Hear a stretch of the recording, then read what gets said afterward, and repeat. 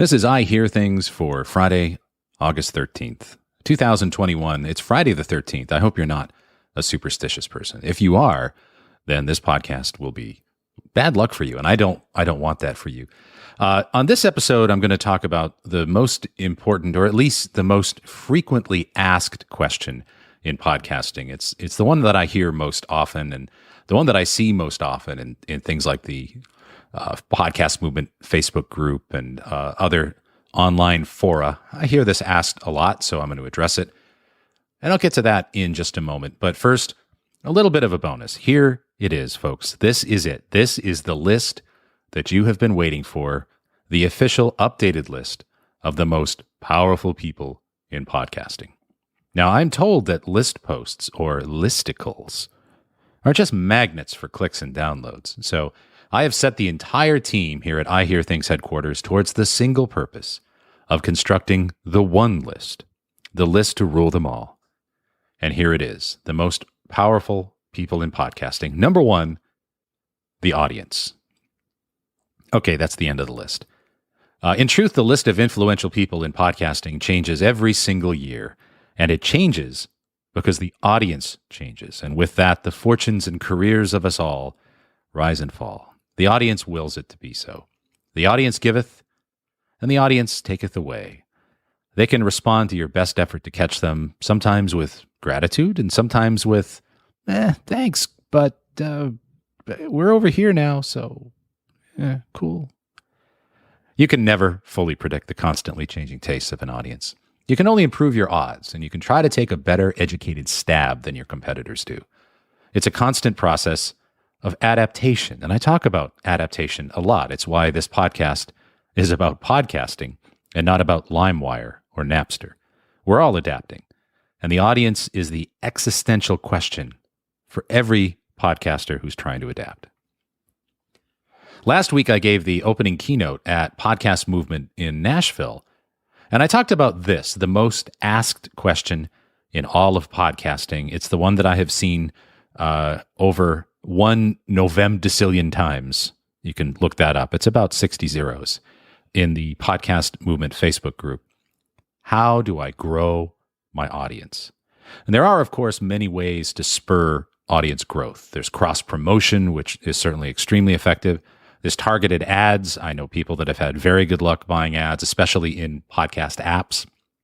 There's SEO, transcripts, blogging, all of the things to improve the searchability of your show. And all of these things work to varying degrees to help you grow your audience. But my point to the folks that ask that, and to you, is this. How do I grow my audience is actually the wrong question for most podcasters.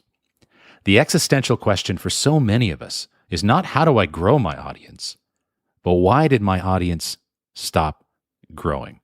Because often we ask, how do I grow my audience when we've hit a plateau, when we've hit a sticking point? And I would submit that asking why your audience stopped growing is actually the most important question to ask.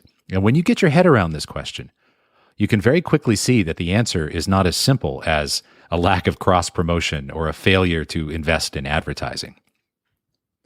I'll give you Exhibit A here. Every quarter in Edison's Podcast Consumer Tracker, we ask people how do they discover new podcasts and how they discover new podcasts most often.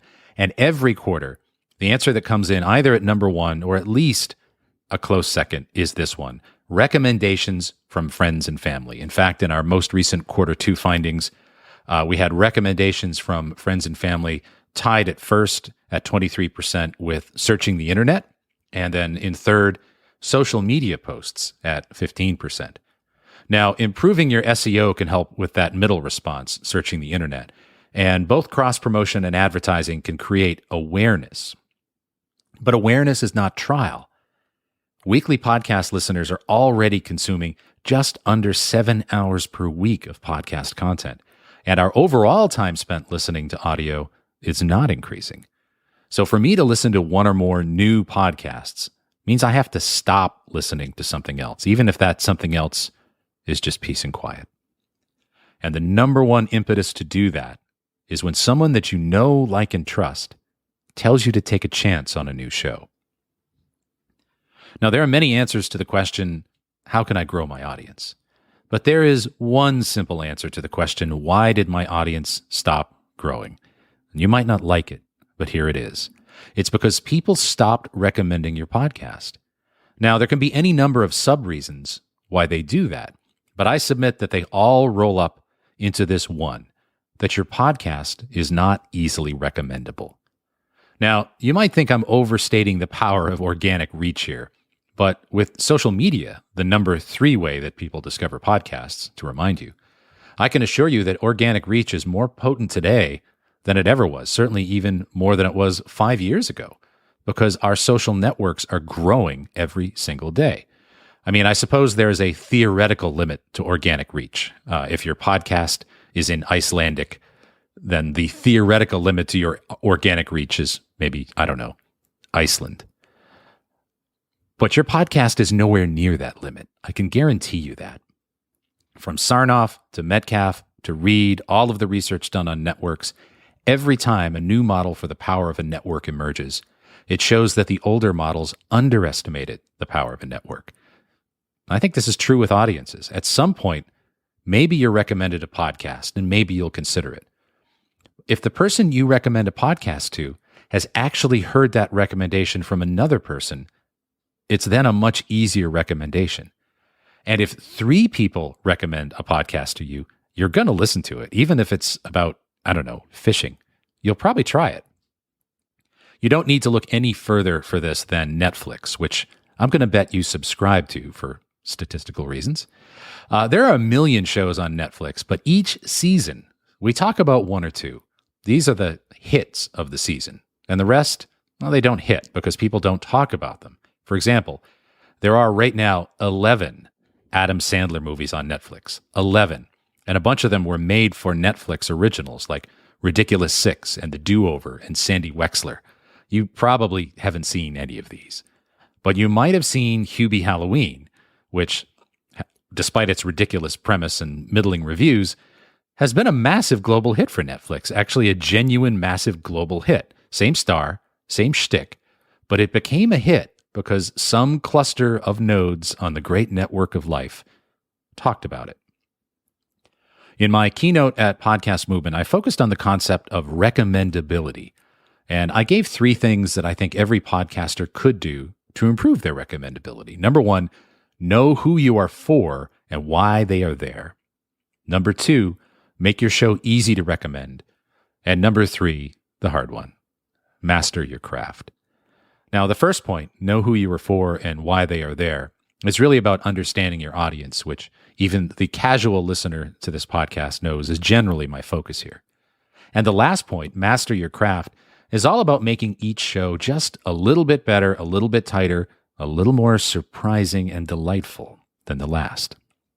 And that's a practice, by the way. It's a craft, and it's not a gift. You can master it over time, but the biggest variable in the recommendability of your podcast is whether or not it's truly good, especially in comparison to the universe of content that people could be listening to. But today, in our brief time together, I want to tackle the middle point, making your show easy to recommend. A podcast is actually not the easiest thing in the world to recommend, right? I mean, it's not rocket surgery, don't get me wrong. But if I want to recommend a funny YouTube video, I'll just share it on Facebook or I'll share it on Twitter. The recommendation and the content come wrapped together in one easily digestible package. It shows up right in your feed and it plays natively right where you are, right along with my recommendation. This is why every stat I have ever seen for the percentage of people that have shared a video online puts that percentage into the 90s. And I can tell you, because we ask, this percentage for podcasts is quite a bit lower. I think that percentage is going to go up, however, and in fact, it's already going up. The more that we adapt to what podcasting has become today, the quicker we can influence that. One thing I think we can all do a better job with is creating shareable bits of our content. I don't think very many podcasts do a great job with this. Now, have you ever been to a supermarket or a deli and had someone offer you a sample? And I mean, this is before COVID destroyed samples and human contact and even some delis. Was that sample a small, thin slice of ham? Or was it a whole hawk on a stick? By the way, that's $1 million idea, hawk on a stick. I'm going to file that for my sub-premium mall food court idea. If your podcast is 60 minutes or even 30 minutes, you need to offer that little slice of ham every episode to make it easy to sample your show. Level 0 of this is for podcasters to put more effort into their show notes, and many of you do that. Level 1 is to create a trailer, and many of you may have done that as well.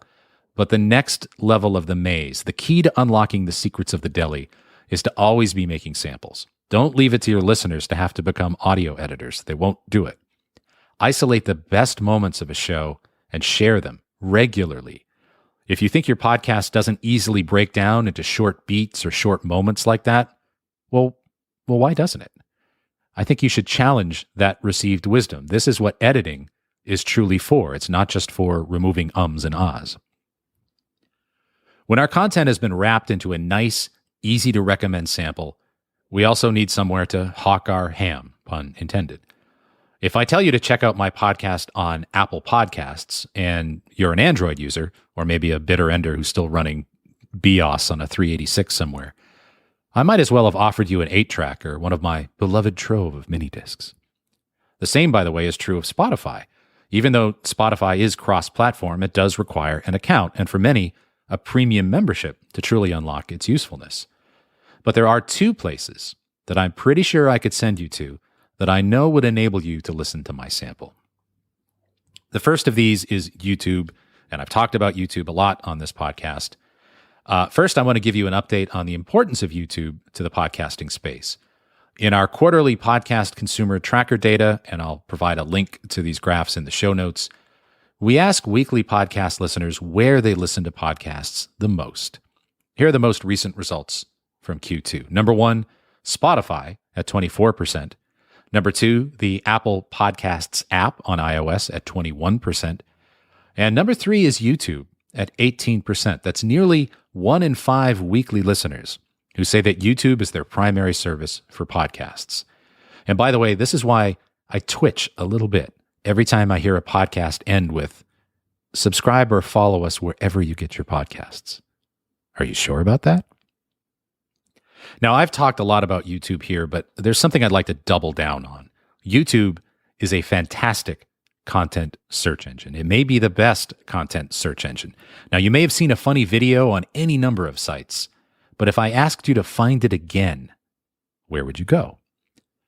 We recently did an internal project for our friends at NPR that dove into YouTube podcast consumption in great detail, and they have very generously agreed to allow me to share a little bit from that project, for which I and hopefully you are extremely grateful. So thank you, NPR. As a part of this project, we interviewed over 400 YouTube primaries, and a YouTube primary, as we define it, is someone who says that YouTube is where they most often listen to podcasts. And we asked them a number of questions, including this one. Suppose you heard about a podcast that you were interested in listening to, but did not know where to find it. Where would you go first to try to find it? Well, 50% of YouTube primaries would go to YouTube first to try to find a new podcast. And by the way, the second answer here, another 30% would consult YouTube's big brother, Google. So that's 80% are actually going to a Google property first. But 50% say YouTube because people have an expectation that they will find your content on YouTube. And when they don't, it's actually a mild deterrent. YouTube is also the best content discovery engine. And if you're hearing the sound of my voice, you have watched a video on YouTube that you did not intend to watch. YouTube either suggested it or it just played it next, and you liked it, be honest. Why shouldn't podcasters participate in that ecosystem and gain those benefits, even if only as a place for those carefully edited samples that I talked about? And by the way, this is what the number 1 podcast in America, The Joe Rogan Experience, does all the time. The full show is on Spotify, but clips of the best stuff every single day are on YouTube. Now, you may not have the resources to do this multiple times a day like Joe Rogan, but surely something will jump at you once a week from your show that's easily craftable into a delicious morsel of ham for the YouTube deli. Now, by the way, the question I am generally asked at this point is this: do I need to have video of the hosts, or can I just have a still photo of the show with the sound of the podcast behind it? Well, you may not like the answer, but the answer is you greatly improve your odds with video. That's just a fact. But if the choice is between a still photo of the hosts versus not participating in the largest content search and recommendation engine, then get ready to say cheese. Now, there are many reasons why being on YouTube, however you choose to do it, is potentially a force multiplier for podcasts. And I'll highlight a couple of more here. Again, in the show notes, I'll link to the post with all of the graphs here. One of the questions that we asked is, what are some of the reasons why you listen to or watch podcasts most often on YouTube? And again, this was asked to YouTube primaries.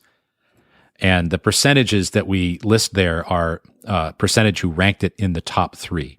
And the number one answer here was this: they're already there. They already use YouTube to listen to or watch other types of content.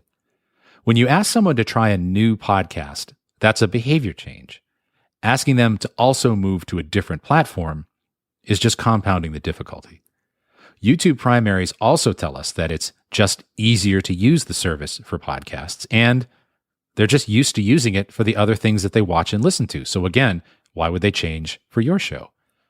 By the way, my favorite reason is that for those who pay to subscribe to YouTube Premium, they just want to make the most of that subscription. And if you spend a lot of time on YouTube and you've hit your personal breaking point with those mid-sentence ad interruptions, YouTube Premium is very likely a rage purchase for you. So I can understand simply wanting to make the most of that investment. And about halfway down the list of the most important reasons why YouTube primaries choose YouTube is this: you can read comments or reviews posted by other users. That's recommendability. And this brings me to the second most important deli for podcasters to offer their delicious ham samples, and that's Facebook. A few months ago, I posted some research from our 2021 Infinite Dial study that we do every year with Triton Digital that detailed the social media networks people use the most. Today, amongst social media users, 47% say that they use Facebook the most often. It's not the majority, but it's still the plurality. Amongst monthly podcast listeners, that number drops to 36%. So 36% of monthly podcast listeners use Facebook the most, and the rest, some combination of Snapchat, TikTok, Instagram, etc.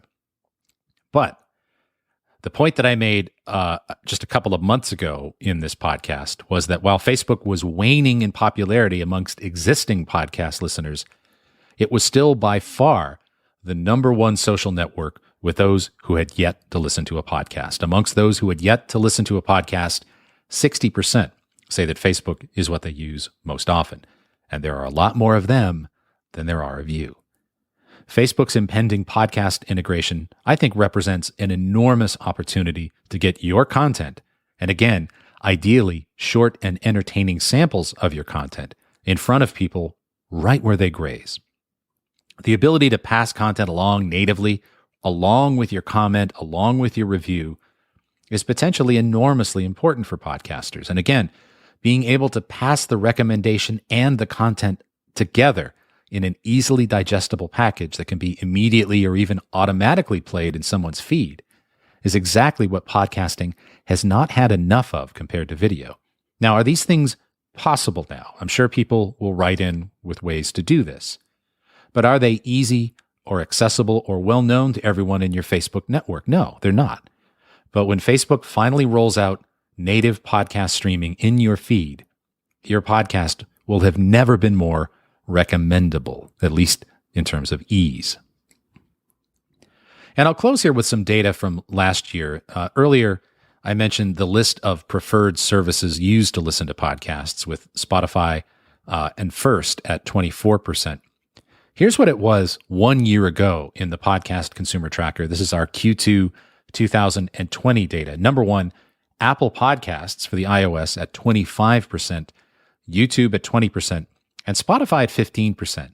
In 1 year, Spotify has gone from 15% of weekly podcast listeners saying it's their preferred service to 24%. Just a year ago, Apple was the service most often used, and Spotify was in third. And in just 12 months, that's changed a lot. Now, for clarity, these data don't say anything about the number of podcasts consumed on either. These are percentages of humans. It simply says more people say Spotify is their preferred podcast listening service than say Apple Podcasts. Now, my point here is not that Apple has declined. In fact, the reality is that Spotify has surged and brought new weekly listeners into the fold, so the entire pie has grown. But my reason for sharing this with you isn't to talk about Apple or Spotify at all. It's to come back to where we started. This space can change very, very quickly if the audience wills it. That list of preferred services changed fairly quickly in a year because the audience willed it. Today, more people use Facebook and more people use YouTube than either Apple Podcasts or Spotify. And this space can change very, very rapidly if podcasters truly pump the gas on these two services. Too long? Didn't listen? You're making some great content. With the state of YouTube today and the tools that Facebook is about to make available to you, you have an enormous opportunity to fully release the brakes on being recommendable. If you can adapt to those platforms and make it easy for their audiences to become your audience too. I'm Tom Webster. This has been I Hear Things for Friday, August 13th, 2021. Take care. We'll see you next time.